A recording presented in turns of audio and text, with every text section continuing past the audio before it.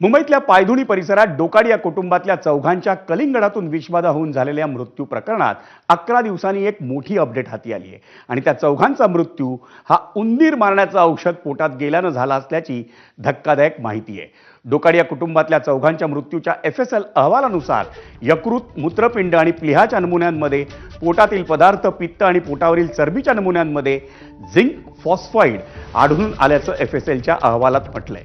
तसंच कलिंगडाच्या नमुन्यामध्येही zinc phosphide आढळून आल्याचं नमूद करण्यात आलंय। हे झिंक फॉस्फाईड जे आहे ते उंदीर मारण्याच्या औषधात वापरण्यात येतं, पण पुलाव, खजूर आणि पिण्याच्या पाण्याच्या नमुन्यात कोणतंही विषारी द्रव्य आढळलेलं नाही। पायधुणी परिसरातल्या अब्दुल्ला डोकाडिया, त्यांची पत्नी नसरीन आणि मुली आयेशा आणि झैनब यांचा 26 तारखेला अचानक मृत्यू झाला होता आणि त्या चौघांनी पुलावाच्या जेवणानंतर कलिंगड खाल्लं होतं। त्यामुळे डोकाडिया कुटुंबातल्या चौघांचाही मृत्यू कलिंगड खाल्ल्यानं झाल्याची शक्यता ही वर्तवण्यात येत होती, पण आता एक नवीन अपडेट FSL अहवालानुसार पुढे आलाय। तो म्हणजे त्यांच्या पोटात झिंक फॉस्फाईड हे विषारी द्रव्य आढळून आले आणि त्यामुळेच त्यांचा मृत्यू झालाय।